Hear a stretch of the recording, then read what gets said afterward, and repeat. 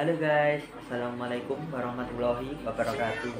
Perkenalkan, saya Muhammad Fauzan, NIM 201511118, Adris Bahasa Indonesia 2D, Fakultas Adab dan Bahasa, IAIN Surakarta.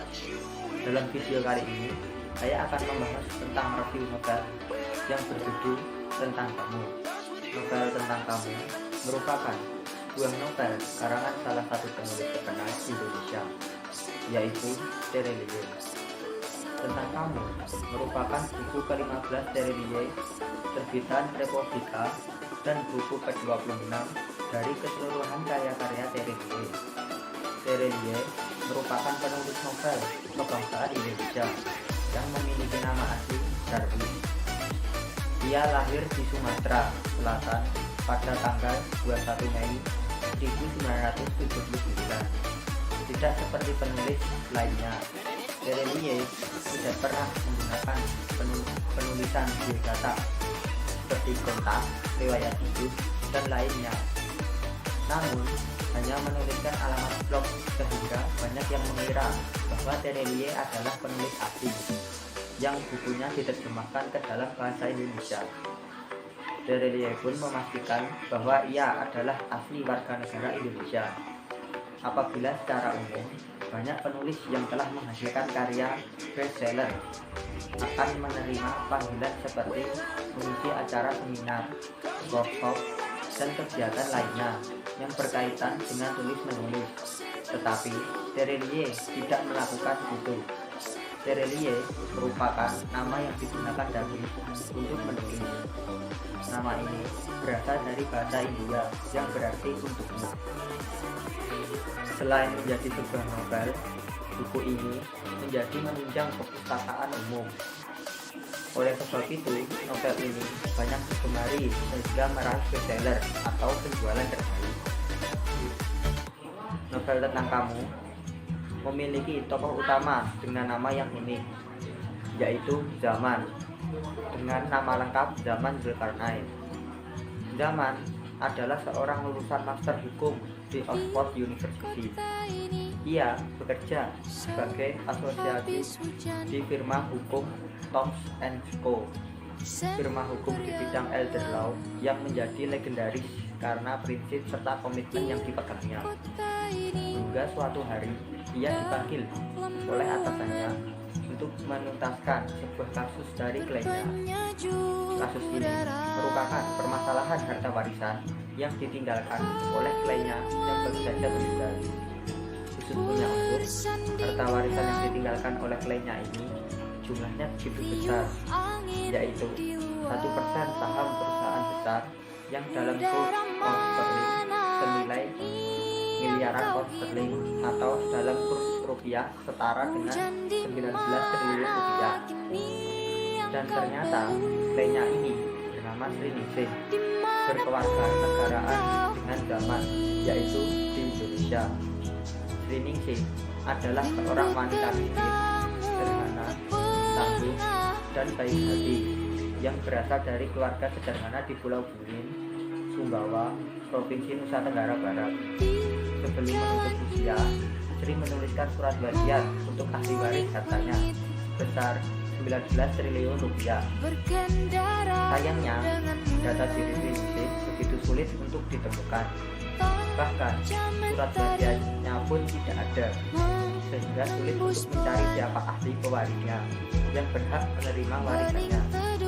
Sriningsih hanya meninggalkan sedikit barang, dan yang bisa membantu Zaman menuntaskan kasus Sriningsih hanyalah sebuah diary yang dilakukan atau yang ditulis oleh tangan Sriningsih sendiri, diberikan oleh Aini, pengurus panti yang mendapat kepercayaan dari Sriningsih untuk menghubungi kantor pengacara apabila dia meninggal dan menyimpan diary Sriningsih sebelum ia kehilangan kesadaran. Diary yang menjadi kompas bagi Zaman untuk melangkah. Diary tersebut berisi 5 bagian. Sri menulis bagian ini dengan kata jus. Jus pertama tentang kesabaran. Di sini kita akan menyaksikan masa kecil yang penuh dengan keharusan yang dimulai dari 1946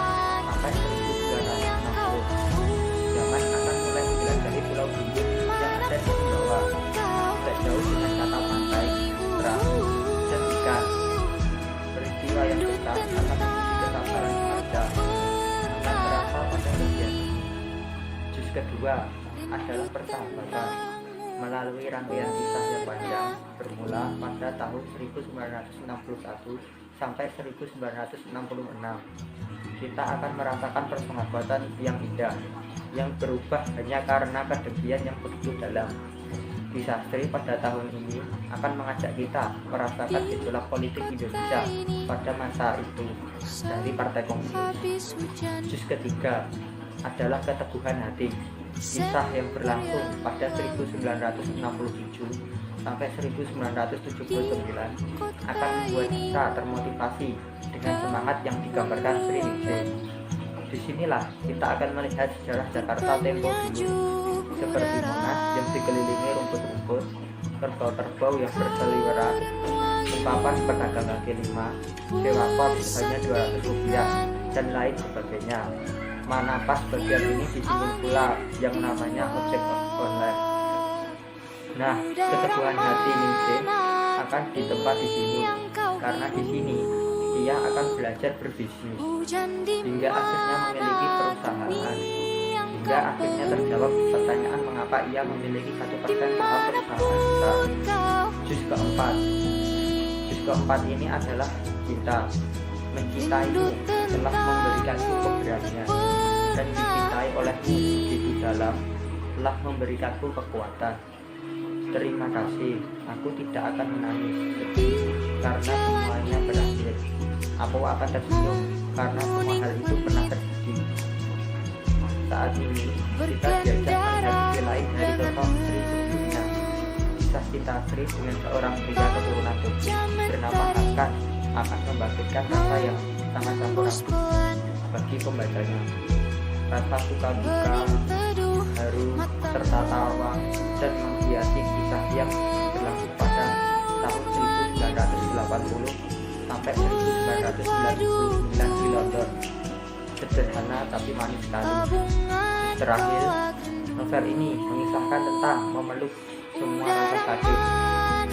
Sri akhirnya bisa menerima dengan lapang segala kejadiannya yang menimpa dirinya. Diceritakan bagaimana Sri dari London tiba-tiba ke Paris dan akhirnya meninggal di panti toko. Dan di beberapa bagian diceritakan selintas masa lalu seorang zaman yang penuh dengan kesedihan.